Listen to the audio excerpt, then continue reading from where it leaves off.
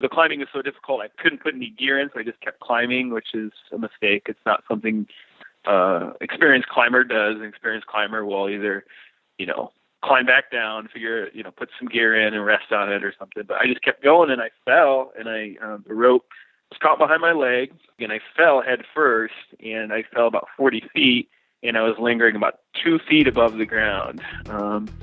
And I was headed for a head first fall towards the ground, which, could have killed me or done worse. So that was just a terrible experience. Episode 291. We're talking rock climbing and the Climbingzine with Luke Mehall.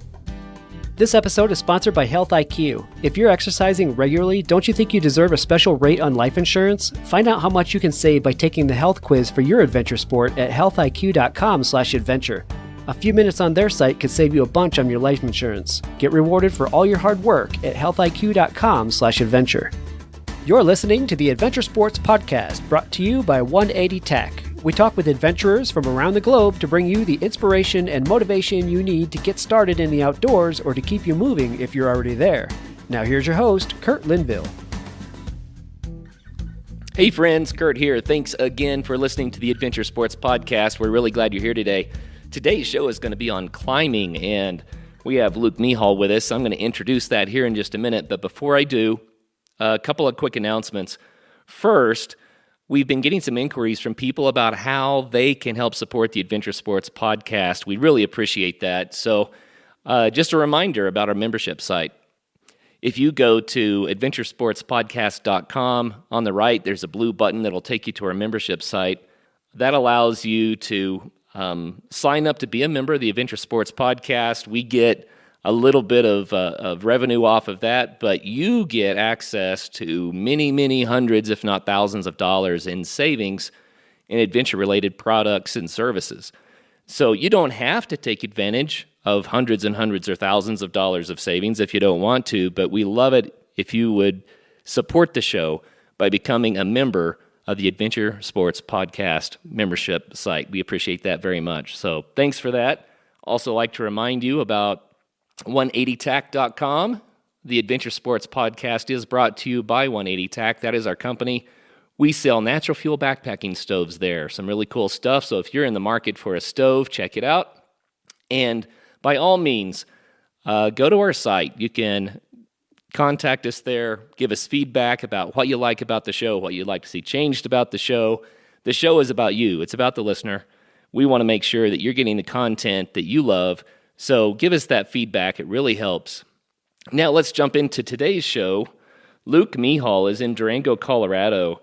He is a climber, and he is the owner and writer for Climbingzine, the Climbingzine. He is also a publisher of 4 different books, and today we're going to talk about climbing and the climbing lifestyle, and also quite a bit about how to be an independent publisher in the outdoor space, in the adventure space. So Luke, thank you very much for being on the Adventure Sports Podcast today.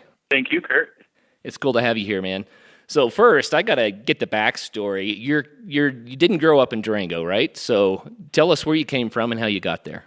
Yeah, so I'm from a town called Normal, Illinois, which kind of perfectly describes the town and my experience growing up. Great, kind of one of those towns you say a great place to grow up, but if you have adventure leanings, it's a place to leave. So I left there. I started climbing there actually in a climbing gym called Upper Limits in its heyday in the 90s. I think it was one of the biggest ones in the world. Actually, it's abandoned grain silos.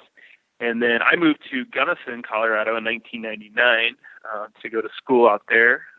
It was called Western State College at the time. Now it's called Western Colorado University or something like that. They messed up the name, but still a good place to go. They got all fancy and became a university. And then about 7 years ago, I moved down to Durango. So tell us about Durango.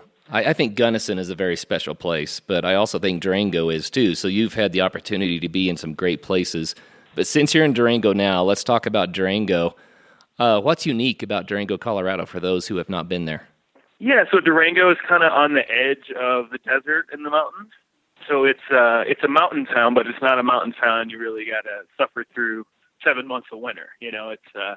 very close to the desert, and that's kind of what has really changed my climbing. It's not necessarily the climbing that's in Durango, but the climbing that's nearby, out in what is now Bears Ears National Monument, also known, the big area out there is Indian Creek. So, well, it's kind of the gateway to the San Juans in the mountains, and it's also the gateway to Canyonlands and Zion and all sorts of places that are a little bit farther west or south.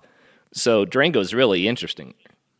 It's great. It's also kind of one of those towns that makes those like BS Outside Magazine, top 5 adventure towns or whatever. But I think Durango's kind of gritty too. We have it's a small town with, we don't have to dive into this too much, but it's a small town with kind of city problems and a lot of rural poverty around here. So it's kind of a gritty little town, despite the fact that, Outside Magazine is always referring to it as the top 5 adventure towns. And it's a hard town to make it into. It's a lot of friends are constantly leaving because of jobs and things like that. So I think it's a little more gritty than outsiders maybe realize who don't visit here very often. So yeah, well, we have friends in Durango, and they told us years ago, if you want to move to Durango, bring your money with you, right? Yep. Figure out how to earn your money first. Don't expect to do it here. And that's regretful, but that's kind of the plight of a lot of small towns in America these days. I mean, the money's in the cities. For sure. Yeah, and it takes 2 jobs to make it here and 3 jobs to leave. I've heard that one too. That's funny. So what are your jobs then in Durango there? Yeah, so I am a publisher and an author, and I've recently just fully dived into doing that full time. For the first 5 years I lived here, I was a manager in a taco place, best taco place in town, called Zia Taqueria. And so just recently stepped away from that and just making a dive into the publishing and writing scene. Right on. Well, that's awesome. So you just started going full time with the writing world, huh? Well, I did. I had a 9-to-5 PR job, actually at Western State College up in Gunnison. Right. And I decided, I wanted to do my own writing thing. I wanted to start my own company, and so I had the experience from that. So I had a good 3 years of, paying my dues, writing press releases, writing feature articles of alumni, and got my experience in that realm, and then stepped out and kind of did the, mountain town. We call it the Durango Tango, where you work a couple jobs. And just now I've finally got the Climbingzine in my books to have enough popularity that I can kind of branch out on my own. Well, that's awesome. Well, let's talk a little bit then about your books and about the Climbingzine so that people get that context. First of all, Climbingzine, what is that? Yeah, so you got it first. You didn't call it a zine. Half the people call it a zine, so you're on the way there. So the zine is actually something that started off just black and white, kind of like a skate. Zines have their roots in skate and punk rock culture. I've never really been a skater punk rock individual. But the main zine I was actually inspired by was called Dishwasher by Pete Jordan. And it was this guy who tried to wash dishes in all 50 states, and he had a zine. So I stumbled across that one winter when I was living in Salt Lake City, and I was like, this is the coolest thing ever. So I started doing zines of creative writing, and then we decided to do a climbing zine, just thinking we were going to do one. And then people really liked it, so we did another, and good friend of mine, Mallory Logan, who I went to college with, is a designer, and she's like, hey, you guys should, stop being black and white and punk rock style and, kind of elevate it to magazine status. So I think any true zinester would probably say we're like kind of like a sellout zine, because we're kind of a hybrid between a climbing magazine and a zine. We have color photos, we have advertisements, but I kind of took from the culture of just doing your own thing, doing what you want to do, and kind of running with it. So that's what the Climbingzine is. And it's also, the other component is that it's creative writing based. So all of our stories are just stories. We're not reporting on the big climbs that have happened. We're not reporting on gear. We're just telling creative writing stories. That's very cool. I've been going through your various sites here and looking at this stuff, and the pictures are gorgeous, very inspiring. I like it that you have so much in the desert. A desert's a great place to climb. A lot of people, though, they're climbing in places, like Yosemite or places like that, which are really not desert. But it looks like you've got a real focus on the desert here. It naturally it leans to that sometimes. I don't think all of our issues are like that, but it's just naturally it naturally leans that way sometimes. But hopefully we're doing a good job branching out and covering a lot of different things. But yeah, I think naturally the desert is it's very photogenic, and I spend a lot of time there as well. So yeah, I think that happens, and that happens naturally. And just those lines of Indian Creek are just so photogenic. Yeah, it's beautiful. So how can people get more information or go online and see what we're talking about here? Yeah, so just climbingzine.com is our site, and since we're an independent magazine, we're not our mode of distribution is quite different than some other glossier magazines. So the number one way to support us is to subscribe to the Climbing Zine, and you can do that through our site. So climbingzine.com, is that right? No, it'll reroute you if you do the. I think we bought that too. So all right on. Well, I gotta ask, you're building a lifestyle around writing about climbing, but what's driving it? Is it the writing or the climbing, or is it really the hybrid of the two? I mean, it's both. I definitely have climbing or have writing in my blood. My mother's an English teacher, so that's just something that I think I was born with, to be a writer, and discovered that when I was going to college up in Western State. And then climbing is this thing too, where I feel like it's in my blood now after being a climber for, about 18 years. But climbing is this, I definitely have that addictive personality. I definitely if you study climbers enough, there's certain personality types, and I kind of have that addictive personality that climbing is that thing that drives that. And that can be healthy or unhealthy, but for me, climbing is better than a drug addiction, So, right. So they've kind of been around the same amount of time with me, and I just really love to write about climbing. And I think the beauty about writing about climbing is you don't have to be a world-class climber to become a climbing writer. I'm not at that upper echelon of climbers, but climbing's a lifelong activity. It's a passion activity, so it doesn't. I think you realize after a while, if you try to be good, which I definitely did when I was in my younger 20s, I did want to be a really great climber. But I think you just realize after a while, it's this craft, it's this art, and it's this lifelong activity. I think a lot of our listeners out there are really curious about how they can, I'm going to say, take that alternate lifestyle away from the 8-to-5 cube job that is so famous, in our modern world, and find a way to live a life that is a little bit more meaningful, perhaps, for them, right? And so you're building this lifestyle. What advice do you have for people who are like, nah, I don't want to be in the cube farm. I think I really do want to be outside. I want to be active, and somehow I've got to support myself doing this. Yeah, that's a really tough one. I think, to start with, look at your house. What do you have that you really need? Do you really need that $150 a month cable bill? Do you really need a huge house? Do you really need a car payment? All those things. And I think plenty of people want the luxuries of life, and I do too. But I kind of got my foundation from being a dirtbag climber. All I really wanted to do after I graduated college was live out of my car and go climbing. And that's, I was able to support that washing dishes in the summer and living in a tent. So I think if you're willing to downsize, that's the easy answer right there. But, I think a lot of people do want the creature comforts of life.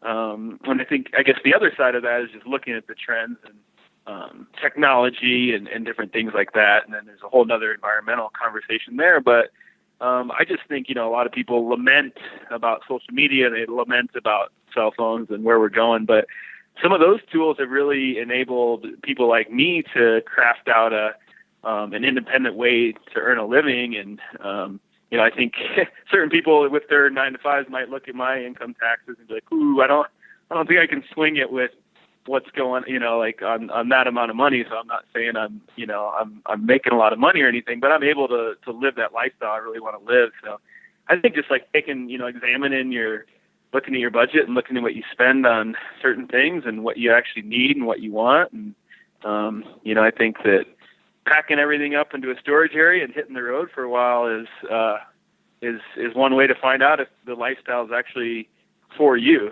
And when I was doing it, it wasn't in the days of cell phones. It was I remember living in Joshua Tree in, I think, 2006, and I was just floating around, evading the Rangers, using a payphone for my phone calls and washing dishes. And that's a pretty gritty lifestyle. And even now, you throw a cell phone, you throw a van or something into that, it's pretty gritty, kind of lonely lifestyle. So it's do you really want it, I think is one way to look at it. But then, coming in with some different aspects, different ways to earn a living, I think there's just so many opportunities to be creative right now. I think it's just really exciting. I think where the publishing world, for me in particular, because that's how I make my money, I think the direction that's headed right now is actually quite exciting. Quite exciting if you're an independently minded person. You know what? I'm going to come back to that a little bit later in the show because I want to hear more about that specifically. So we'll leave that as a teaser for people that are interested in that. What I guess I want to kind of get to the bottom of here is you've chosen a lifestyle maybe with less stuff but more experiences, right? Mm-hmm. Yeah. And the question I have is, what has climbing done for you? Are you convinced that this is a lifestyle that you were supposed to live and it's where you want to be? 100%. Climbing saved my life. And that's something that is, is probably a better story to read, like in my memoir, American Climber. But when I got into climbing, I was quite depressed and, kind of always on some substance, one or the other. I was an ADD kid, so I was, ADD medication, and I was huffing cigarettes and, you're just kind of on a substance all the time. And that's the kind of mind state very, very severely depressed when I got into climbing. So climbing has that meaning for me. It's not just a sport that I love. It's this activity that really made me appreciate life more, and also made me realize, you're going to be more happy with the highs you get out in nature than any high you get from a drug, Oh yeah. So climbing fully saved my life, and I'm 100% in love with climbing and just the community around it right now. I mean, it's just I just love it. It's like kind of that, I hope everyone has that one thing in their life where it's I think Bob Dylan has this line where it's like you can find God in the church of your choice, you can find Woody Guthrie in the Brooklyn State Hospital. Either way, you can find them both in the Grand Canyon at sundown. So it's kind of like that. That I hope that thing I hope everyone finds, whether it's in a certain kind of faith or it's in the activity they do. But it's climbing's that one thing for me that I love it and I want to do it, until the day I die. Yeah, that's awesome, dude. So just give us a couple of highlights. When you first started climbing, you already said that you were going through some really tough times, depressed and substance abuse perhaps, right? But how did climbing change that? I mean, you make it sound like, dude, I started climbing and life was brand new. How did that happen for you? It was, yeah. I think it's just the thrill of climbing, and I was definitely more stoked on the traditional side of climbing. So I think climbing Devil's Tower is going to have more meaning than climbing the blue and pink route at the gym. So I think, the magic of climbing, it's elusive for sure. But for me, it's nature, it's not just climbing. It's like being in nature and appreciating nature. So I think that's where the joy of climbing comes for me, is just like appreciating nature and then the adventure that comes along with it. And, there's definitely something to be said for the adrenaline and the thrill of risk taking, which, time and time again, climbers will talk and write about the similarities between climbing and drug addiction. So I think that just the thrill of climbing is very much like a drug. And that's where you really got to be careful though, too, because, you can't climbing alone is not going to make you happy. You still need relationships. You still need career, and you still need balance and health. So hopefully that answered your question there. Yeah, that's cool. Yeah. I think what happens with adventure sports is that they make us active, for one. They help connect us to nature, right, for two. But there's something about having something that we're passionate about that we can go out and put some energy into that that kind of provides a positive feedback for the rest of life. And it's Absolutely. it's so easy to be sedentary and to kind of get in the routine of just the job, and life kind of numbs out, if you know what I mean. But when you find something you love to do and you start doing it, then it's like, whoa, this is fun. Life is good again, and that energizes everything else. At least, that's what it does for me. That's a good word, just the energy. Yeah, having energy. Yeah. Well, what about community? You mentioned community, and I think that's another aspect of adventure sports that is really, really cool, because if you love to do something, you're going to meet other people that love to do that, right? So what about the community in your life around climbing? I mean, I love the climbing community. I think it's the industry for me too. So the people in the climbing industry are really great. And the climbing community it's so big now. You can't just say I love the climbing community. For me, I love the climbing community I'm a part of, and these are my friends I've been friends with since I was 21, and we've got a tight circle of friends, and they're just the people that would lay their life down for your life, So for me it's this circle of my friends, and it's cool because it's kids, it's people that are kids, from 16 to how old's Fred Becky? 93. Fred Becky, Wow. Legendary climber. Yeah. But my point is that we have a wide range of ages, and most of the community that I am really a part of is the community that's around Durango, that's around Southeast Utah, and it extends quite a bit. But climbing nowadays is just in pockets. So I just have my close friends and the ones that appreciate the type of climbing that I like to do are my climbing community. And then the greater climbing community is just huge now. So I can't really, I don't have a finger on the pulse of what it's like to walk into a gym in New York City and feel part of that community, but that's still a climbing community. Oh yeah. So mine is just my friends, and it's a number of people, but it's still just a small percentage of the larger climbing community, even just in the United States. Yeah, that's another thing you mentioned just from the United States. I mean, it's climbing is a worldwide thing, and that's also very cool because you can combine climbing with all sorts of adventure travel. But yeah, I wanted to ask you to describe what you think was just an awesome day of climbing, so that people get a feel for what we're talking about here. When you climb, what's it like? Yeah, so I think it varies. I mean, some days you're not on. So I think that any climbing day has to listen to that third eye, that inner voice of because climbing's so risky, and you could on any given day you can end your climbing career. So I think first off, how am I feeling on this route? How am I feeling today? Where am I at? If I just am I having problems in a relationship, or am I, having problems at work or whatever? So it's just kind of listening to that inner voice. But a really good day, I mean, you're just kind of instinctually on, and things are feeling good. But I mean, for me, the ultimate best day is to complete a first ascent. So to do a new climb without falling.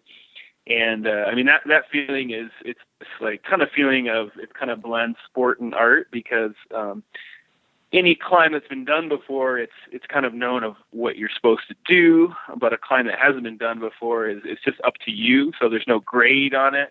Climbs are graded, which is a whole nother conversation. But I mean, just the ultimate to complete a first ascent that's at your limit is just this cool blend of sport, art, and just your own personal effort. And oftentimes it takes years to do that. I mean, you look at Tommy Caldwell and Kevin Jorgensen's famous Dawn Wall. I mean, that took them 10 years, and when they completed it, and the whole world was watching them. So wow.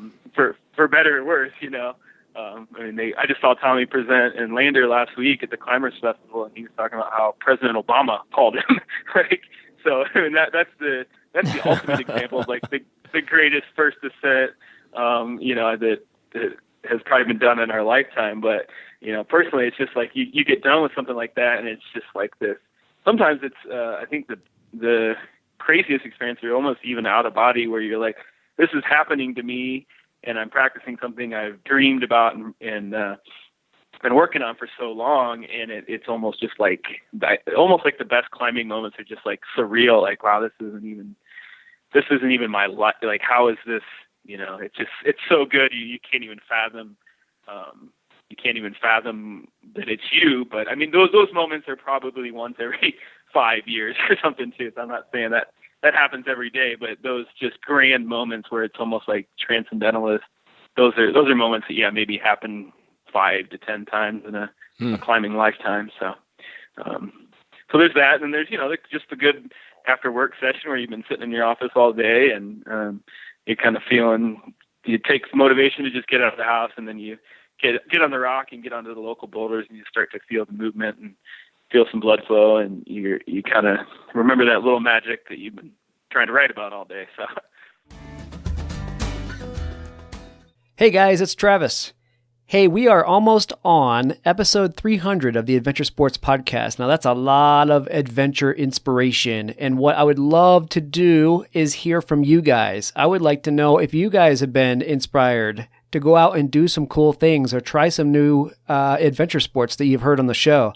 So do us a huge favor, write to us. Let us know what your inspiration was and what you guys ended up doing with it. Or if you have the means, go ahead and record some audio and send it to us, and we'll throw that in the show. But we would love to hear from you guys, and we'll play it on episode 300. So hope to hear from you. Hey friends, Curt here. We might have the healthiest audience of any podcast on the planet. I don't know. It just seems to me that people that are out there doing adventure sports have to be pretty healthy. They appreciate being healthy, and they love to get out there and move. And we recently got a new sponsor, Health IQ, and they reward people who love to be healthy. This is cool stuff. So, do you exercise 5 times a week? If so, then you probably think you deserve a different rate on your life insurance.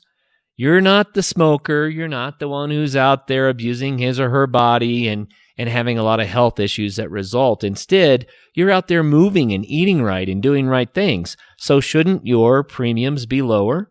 Health IQ uses science and data to secure special rates on life insurance for health-conscious people like cyclists, runners, strength trainers, vegans, and more. Matter of fact, research shows that those who frequently exercise with some intensity have a 22% lower cancer risk, a 56% lower heart disease risk, and up to a 34% lower risk of an early death.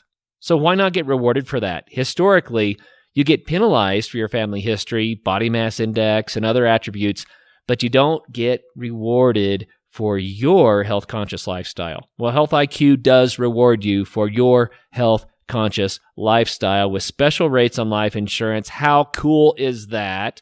To get more information and a free quote, go to healthiq.com/adventure and make sure you do use that /adventure.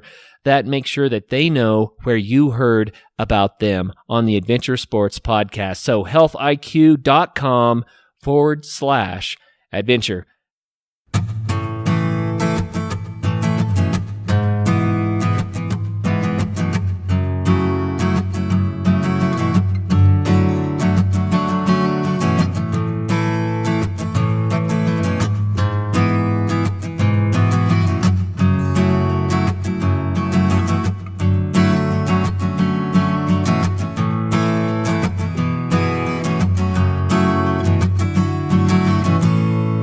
So here's a question for you. Is climbing your training, or do you train so that you can climb? Climbing's my training. I'm kind of like the old school type of climbers. I do a little bit of hangboarding and a little bit of antagonist muscles and a little bit of cardio, but I don't, I never climb on plastic really ever. So what are the health benefits that you've experienced from climbing then? If that's your training, what's it done for you? Yeah. I think a lot of it's mental, I guess, stability. And I think just the, breathing fresh air, being outside, it does a lot for you. And you kind of have to drink enough water. You have to eat I'm I'm not a prime example of a, a healthy diet or lifestyle or anything, but it forces you. I mean, you got to drink a certain amount of water to feel good. You got to eat a certain amount of nutrition to perform. So I think it just kind of brings you back to that just basic health, but I think most of all, it's just, it's that mental fitness. And, you can't really be, you've got to have some sort of just general fitness to climb. I actually met this gentleman recently who said he got down from, he'd probably be a good interview, but said he got down from 300 to 150 pounds in the last year and a half, just from climbing alone. And just like that, what that brought into his life, I thought was pretty interesting. So I think, it's, for me, it's just more that basic health and fitness, and then that mental sharpness and clarity that climbing brings is really where I find the fitness. Right. In my world, if someone tells me you need to go to the gym, I'm like, yeah, I'm sure I do.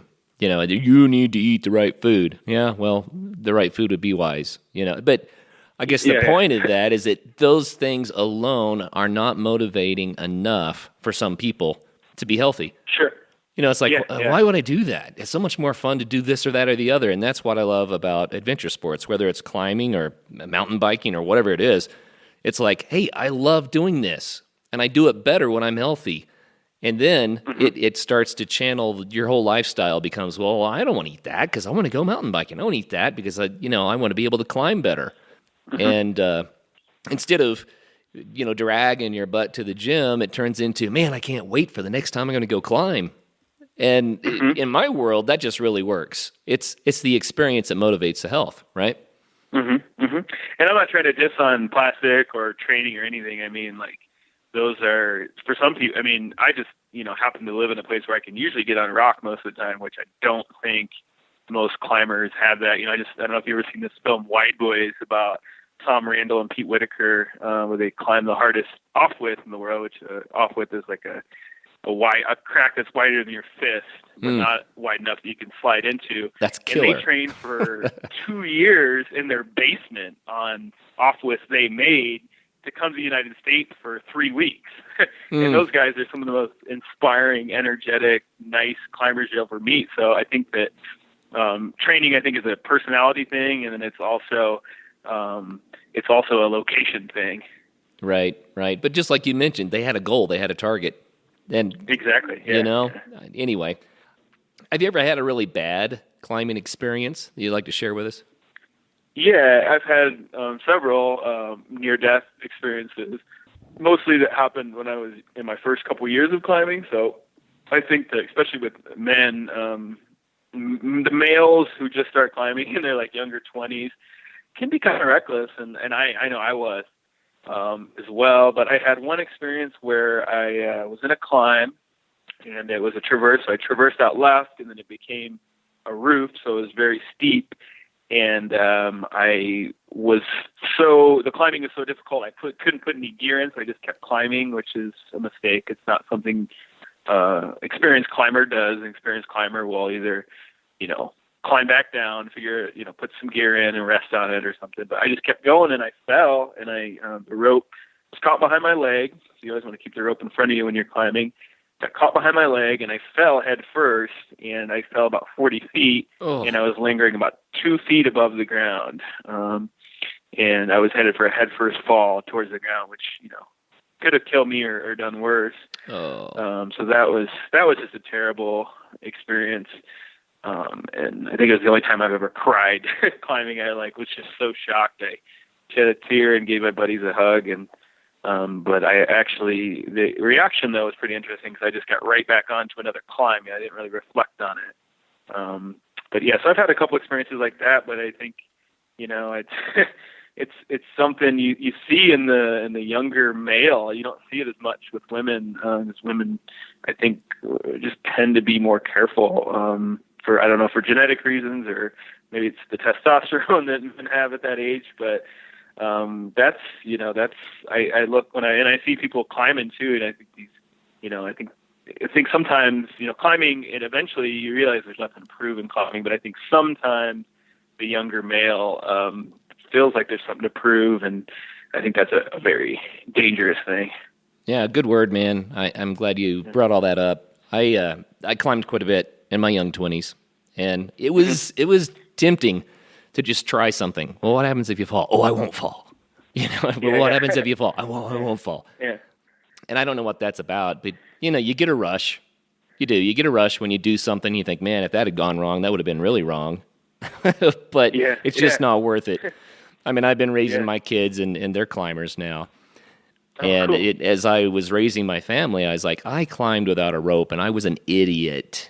Don't be an idiot, Yeah, exactly. Be safe so you can come back and enjoy the sport again another day. And you can mitigate the danger in climbing so well. Climbing can be a very low-risk activity, but you can also get yourself in trouble in a heartbeat. Absolutely. Yeah. That's a good way to put it. So why climb, dude? Why do it at all? It's for people that have never climbed. Oh, yeah, I don't know if I have an argument to climb. I think certain people are drawn to it.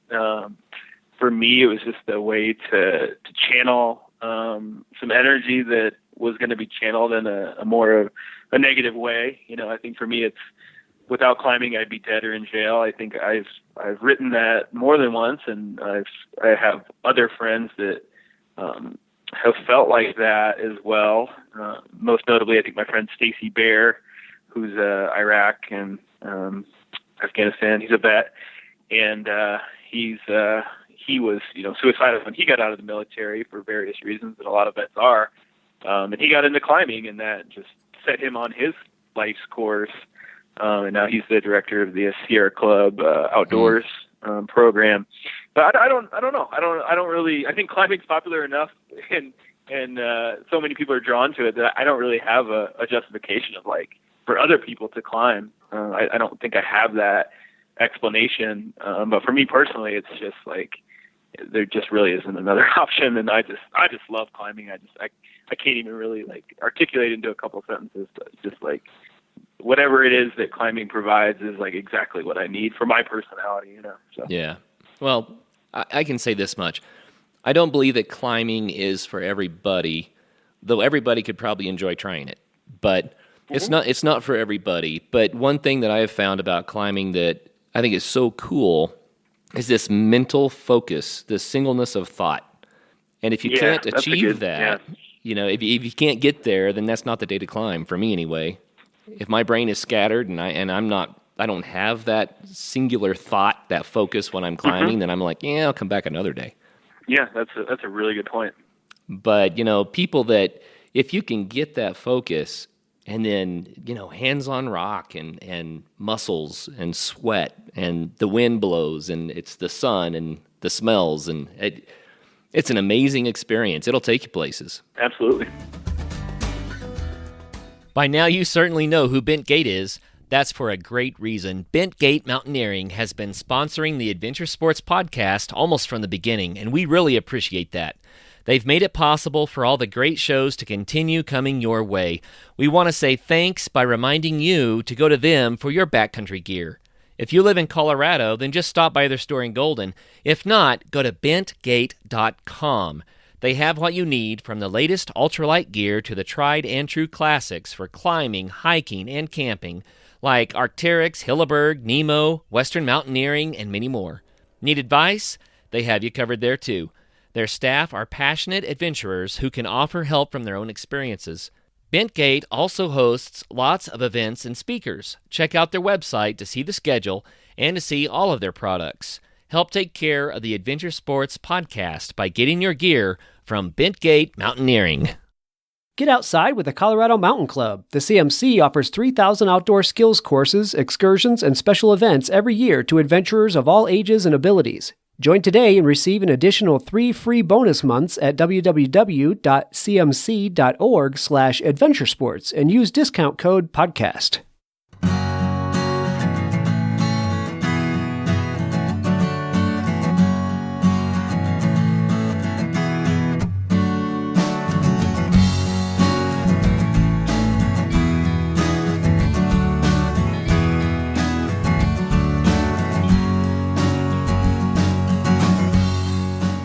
Well, let's talk about writing a little bit, Luke. I know that a lot of our listeners have blogs or appreciate writing in some way. Everybody loves a good book from time to time.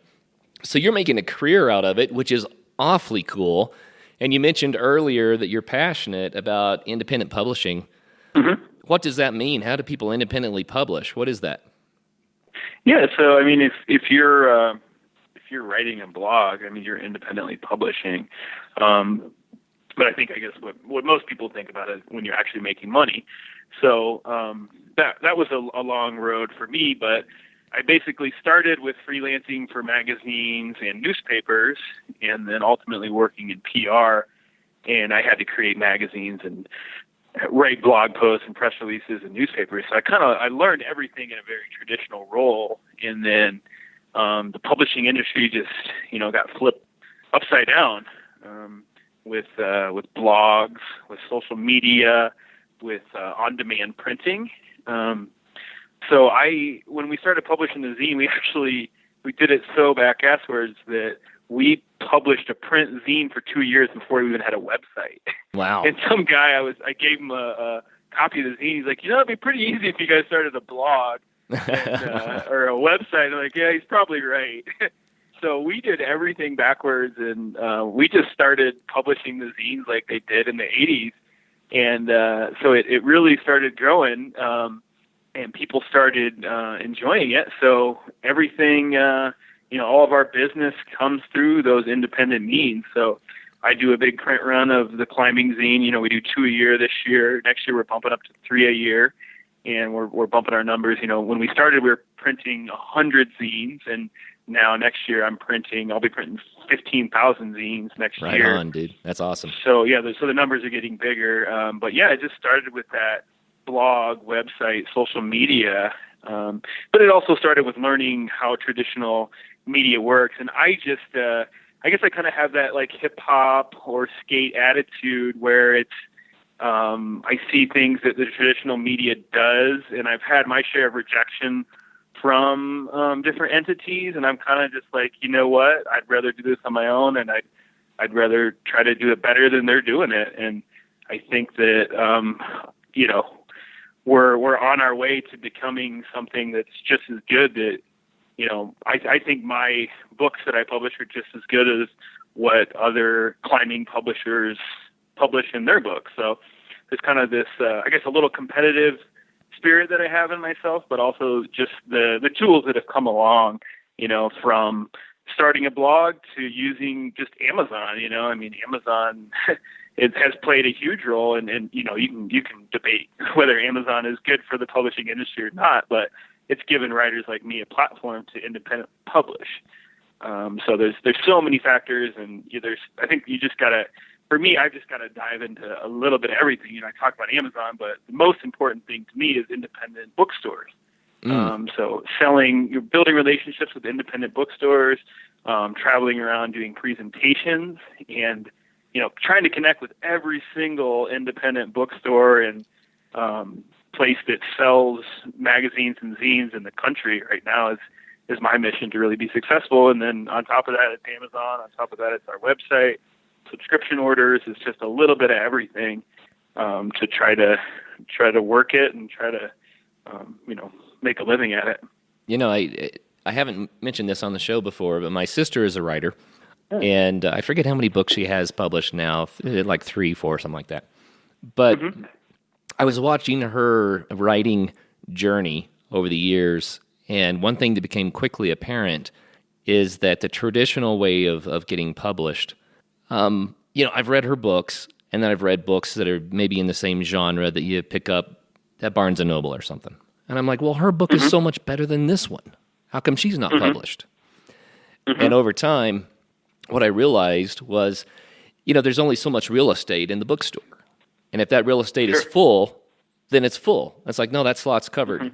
And so, the publisher looks at your book and, yeah, this is great, but I don't need you. I don't have enough real estate right now. Or they look at it and they say, well, this is awesome writing, but, I've got to market this, and I've been marketing this other person for a while, and everybody knows that writer. They don't know you yet, so even though you're a better writer, why would I risk this? I already have, money in the bank on this other person. And I felt like, man, it feels unfair. Not that life is fair, it's not, right? But the whole idea then that you can independently get your writing out there and let the public decide what they love. That's what I thought was so cool about it. That really nails it on the head there. There's more. I think there's more democracy in writing right now, in books. And I think it's worth saying that, a year down the road you might see my book from a traditional publisher, because I think ultimately that has to be, if you're trying to reach as many people as you can, you might just build your cred up like you say, and build up your name. There might be, it's like you look at the world. I go back to hip hop a lot. They the most popular rapper in the world right now puts his music out for free. And then Chance the Rapper, and then he has gotten advertising deals. He's gotten, I'm sure he'll have a record deal eventually. So I think that sometimes you just work the independent angle for a while, and then you move into traditional publishing. But sometimes, it's just a journey, But I think it was pretty easy to get jaded from hearing from traditional publishers. And, the world of climbing writing, climbing publishing in the United States is still just in its adolescence. It's still growing up. I've talked to some, back to Tom Randall, the English climber. He's told me, he feels like in the UK, there's more memoirs from climbers. There's more quality writing from climbers. There's more climbing publishers. So I think that you gotta look at the big picture with climbing in the United States and writing about climbing. And I think it's still, it's still in its infancy. It's still in its adolescence, where it hasn't quite grown up yet. And it's actually, that's a really exciting, insert me into this scene of writing. It's actually very exciting to be able to carve out a niche, because there is the audience, and there isn't thousands of climbers writing climbing memoirs, especially just kind of average climbers. Your professional climbers do write memoirs from time to time, but there's not a ton of just everyday climbers like myself trying to become writers. So.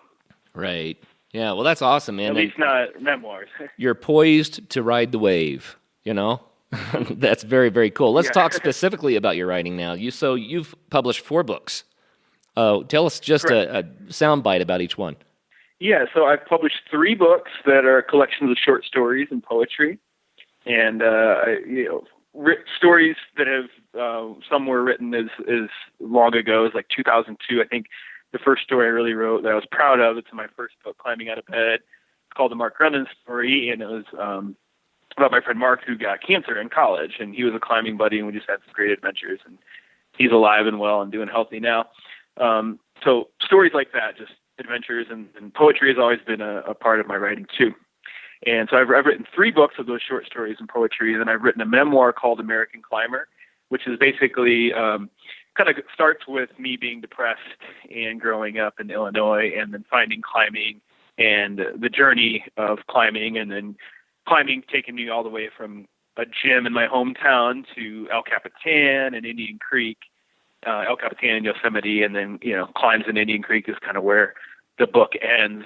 So, the American Climber is the one I'm the most proud of. And then the other short stories and poetry are works I'm proud of too. And it kind of catalogs the journey from, probably 2002 to late 2015, when I wrote my most recent book of short stories and poetry, which is called Graduating from College Me.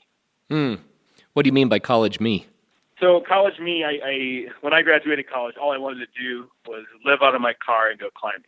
And if you continue to do that, I don't think for 99% of climbers, I think living that lifestyle, like at 40 or 50 or 60, it's not fulfilling for me. So it's kind of like lessons I've learned in those 10 plus years since I've graduated from college. And just trying to really grow up, because I think that when I was younger, I think, like some of the stories in Climbing Out of Bed, where it's just like climbing is everything, and then as I get older, I'm like, that's such a foolish thing to believe that climbing is everything, or any sport is everything, or that's just a road to unhappiness, I think, or not being content. I mean, maybe there's that 1 in a million that works for, but I've never really met anyone who's 40 and just living out of their car and has no relationship or anything like that and is totally happy. And there's plenty of hybrid, lifestyles out there now, couples that live in vans and work for companies and travel. But my biggest lesson is that these are just, climbing's a tool, but then really, I mean, your relationships in your life and your career or what, those are other elements of what's really going to make you happy. And just climbing alone is kind of, it's a fallacy to think that'll make you happy. I think some people try to sell that. There's this kind of imaginary lifestyle. It's I laugh when I see young people. I'm going to say this. This really does apply, I think. I laugh when I see young people fall in love with the idea of being with girlfriend X or boyfriend Y. They're not in love with girlfriend X or boyfriend Y. They're in love with the idea of that. Sure. Yeah. You know what I'm saying? And that's misguided. And, until you really love the person, not just the dream, then there's an issue. And I think that sometimes people try to oversell, the idea of the dirtbag lifestyle. This is it, Especially now, actually, you reminded me of a piece that I'm editing right now for the Climbingzine by an author named Kathy Carlo. She's a younger writer too. She's in her 20s, but she's definitely coming upon the wisdom. And she wrote this essay of just and it's from the female point of view but your Instagram account can just show you being hers is all about the word badass, and she's talking about the implications of people that, especially women that just post photos of themselves being badasses all the time. And everyone thinks their life is just all about being a badass, and there's no vulnerability, there's no scary moments. And she explored, this will be in the next zine, but she's just exploring all the the possibilities of the downfalls of other people seeing just your Instagram and just the badass things you do, and them thinking that that's what makes you happy, when really you have your own ups and downs, and there's plenty of vulnerability and scary moments along the way.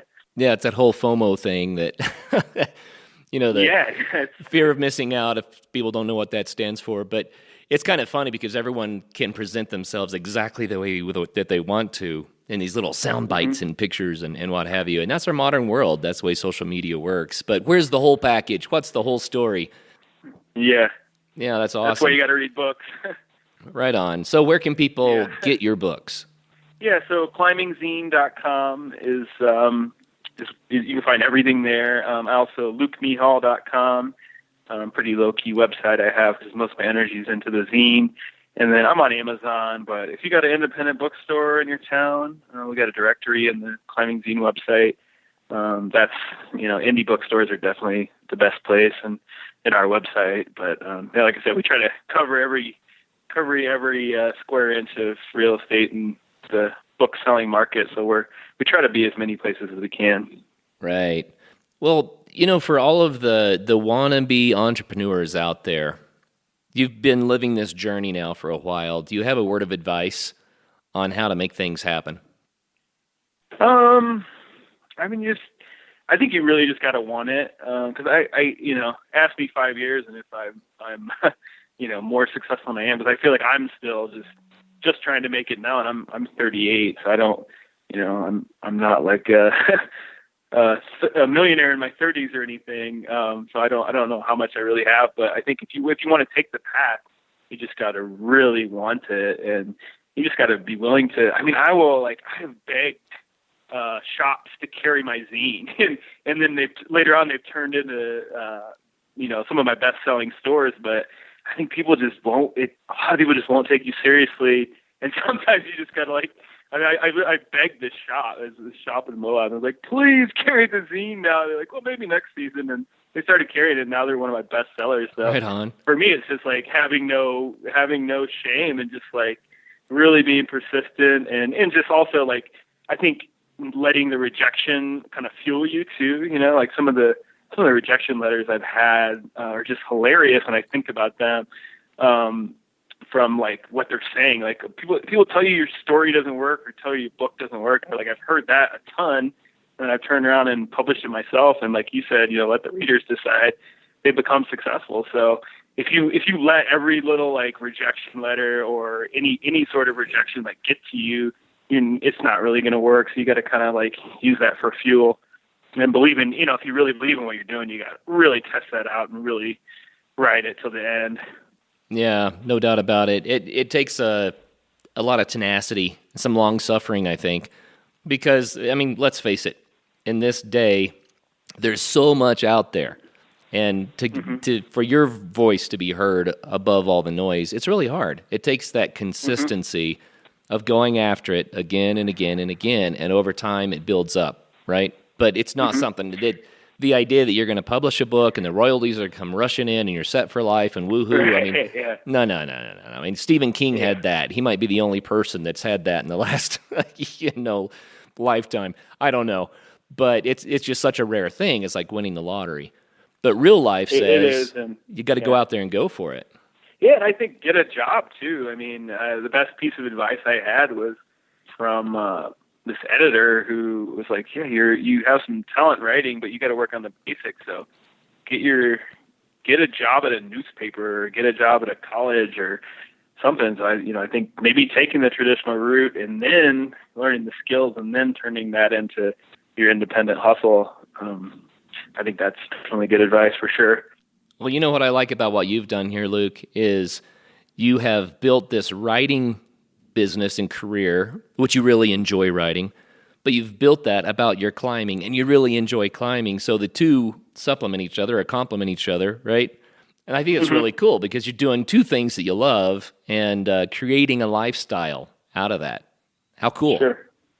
Yeah. And you look at, if you're doing what you love and then the number of hours you spent, making maybe $5 an hour in the Climbingzine if you look at everything I've spent time-wise, but I have enjoyed it all, and I'm eking out a living for sure. I mean, talk to me in 5 years and see where we're at with that. But yeah, I think that you nailed it. Like if you really love what you're doing, you really love it, you're gonna make some sacrifices where you wouldn't if you didn't love what you were doing.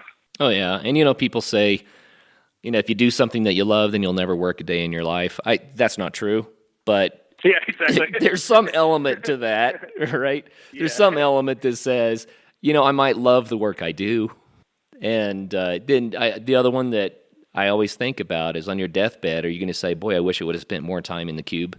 Yeah, absolutely. Yeah, there's a lot of truth to that too, for sure. Like people that you could just tell, like certain people, like you talk to them, and I think being a writer is something you get that all the time. Like I was getting my haircut the other day at Walmart. I go for the cheapest haircut in town, and this lady's like, she's probably in her 50s, and she's like, I should have been a writer. Like I hear that all the time from people, like all the time. And you just sense the regret. Not that they weren't a writer, but they're just like, I should have tried, Right. Just like, even just trying is, because who knows, I might not make it, I might end up back in higher ed and a PR department, I might, this is, it's still tenuous if I'm actually going to make it or not, but I'm definitely going to know if I tried.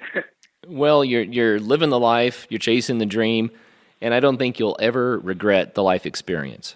No, you're absolutely right. Yeah, very cool. Well, man, the clock got us already. I've really enjoyed visiting with you today, and I love your perspective. You're a great example of how people can live and pursue an adventure-focused lifestyle. And, whether you strike it rich and someday, have all the wealth you need or not, you have a wealthy life right now. You're having life experiences that are rewarding and have really benefited you. So I love your example. Thanks for sharing with us. Yeah, thanks. Great talking to you too, Curt. Yeah, that's awesome. And for all of our listeners out there, we're not saying that this is what you ought to do, but this is an option. It's another option for life in the world today. You can do what you love and find a way to build a business around it, build a lifestyle around it. Maybe that's a good idea for you. Maybe it's not. Maybe you just need to be the weekend warrior. But no matter what you do, make sure that you do get out there and have some fun. Coming up on Monday, Curt talks with Elspeth Beard, who became the first woman to ride a motorcycle around the world solo in 1982. Make sure you check that one out. Until then, get out and have some fun.